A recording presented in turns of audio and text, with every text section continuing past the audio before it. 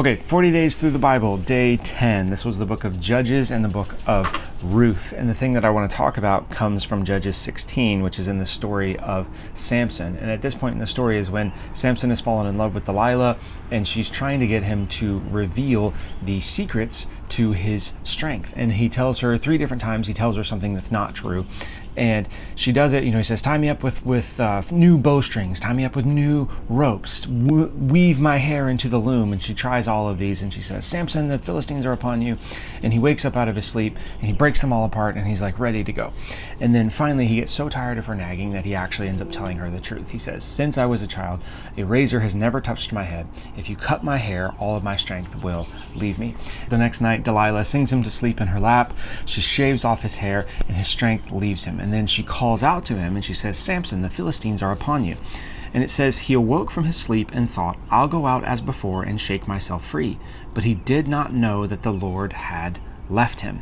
And the thing that stuck out to me this morning from that is, if you woke up this morning and the Lord had left you, how long would it take you to realize it? Right? Because it's like, that should have been a thing that Samson realized like immediately.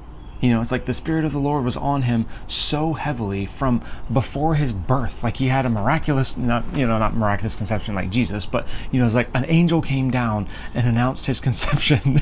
And, it was like very visibly an angel and did a miracle in front of his parents and all that. He'd been committed to the Lord from the day of his birth. This is someone who should have noticed immediately that the Spirit of the Lord had left him, but when he woke up, he didn't even notice it anymore. He becomes so dull to it and becomes so apathetic to it that he didn't even notice when it had actually left him and when the blessing had left on his life. And so that question really just hit me and is something I've thought about a whole bunch of different times throughout life. It's like, if the Spirit of the Lord left you and you didn't have a relationship with the Lord when you woke up in the morning, how long would it take you in the day to realize it? Because that's a really good indicator of how deeply and how intimately you're walking with the Lord. And if you think about that question and you answer it honestly, like, it's not something to feel bad about. It's not something to be like, oh my gosh, I feel like I could go a whole day and not even notice.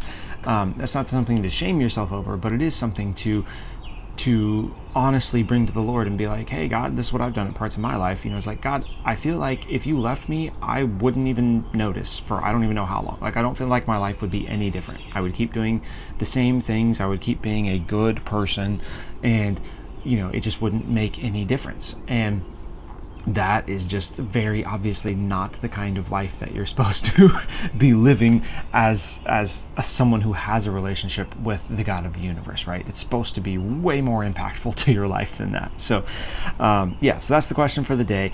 If you wake up and the Lord had left you, how long would it take you to realize it? Answer that question honestly, and then bring that answer to the Lord and see what he convicts you of and what you need to do differently because of it, because that is not at all how your life is supposed to be. If you wake up and the Lord has left you and you don't realize it, it's because something is wrong in your relationship with the Lord, just like it was for Samson at this point in his life. So, that's all I have for this one. I'll see you in the next one. Bye.